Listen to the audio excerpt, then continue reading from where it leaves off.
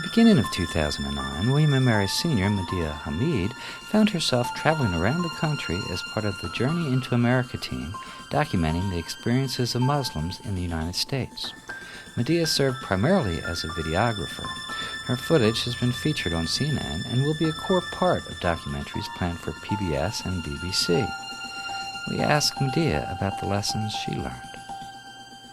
There's so many Muslims that I spoke to who told me that there is no country they'd rather live in than America. The main imam of New York City, from New York City's largest mosque, pretty much said American Constitution comes closest to Sharia law. That was such an amazing insight that so many Muslims want to live here because they believe that you can be the truest Muslim in this country. In all, Madeeha traveled to more than 30 cities. For many of the individuals encountered, she was the first Muslim woman they had met. Although their reactions were varied, Madeeha delighted in situations where she could change stereotypes. That ability, according to her William & Mary professor Tamar Hassan, puts her on the front lines of a more tolerant society. Religious intolerance is a major problem. Intolerance often comes from fear. And by learning about the religious other, by working with the religious other, the fear dissipates. It's replaced by knowledge and understanding. And tolerance is the result.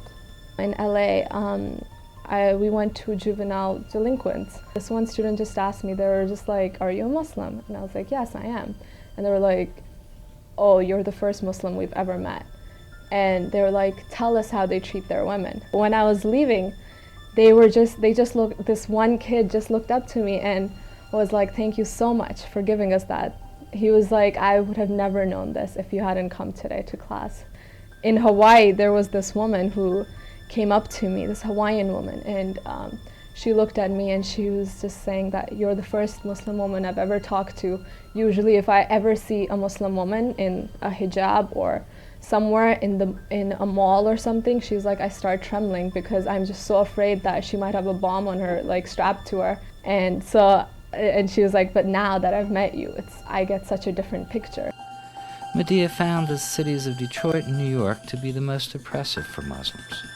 Even in these places, however, she found positive things about which to report.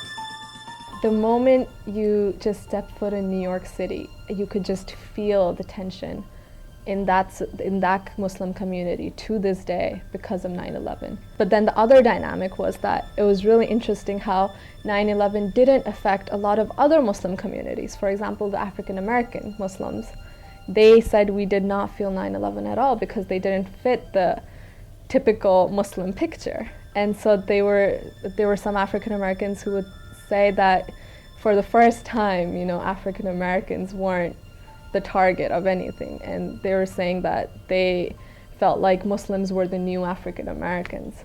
So there were some people who wouldn't even let Muslims like me and Dr. Ahmed in. Some people were so scared every time, obviously, when the team went into a mosque, some mosque would be like, are you from CIA, are you from the FBI? So I mean, it had a huge impact in the way we were received and people's conversations. America is the most diverse country in the world, but we often live as if we're not.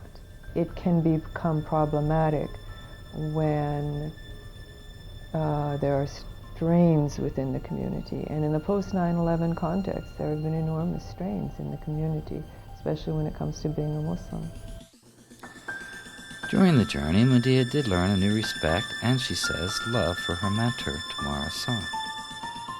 I was driving through the cornfields of Omaha, Nebraska, and it was like a 6-hour drive. And I was just thinking about everything that had happened. And I just texted her and I was like, Professor Hassan, I love you so much. I miss you so much. It was so hard to be a Muslim female woman out in the field. I am the female Muslim woman. And so there were a lot of times where, sometimes from the Muslim community, I was expected to be seen a certain way. There were a lot of times where people from the non-Muslim community would expect me to be seen a certain way. Professor San, being in the field for so many years, I always looked up to her as a professor, as a mentor, but after discovering that aspect of being a female out in the field, my love for her just reached new limits after this project. Growing up in Pakistan, Madeeha's religion was more cultural than religious. Coming to William & Mary in a post-9/11 world, she attempted to develop a deeper understanding. Her example makes her, according to San, a light. Islam equaled culture to me, it equaled Pakistan to me, and that was it. It was just something I got from my family. It's something my family does every day, 5 times a day, you know, go out and pray. It wasn't until college that I really was compelled to understand my own self. What I hope every man or every human finds from the example of Madeeha is that there are willing helpers in all religious communities, and in this case, in Islam in particular.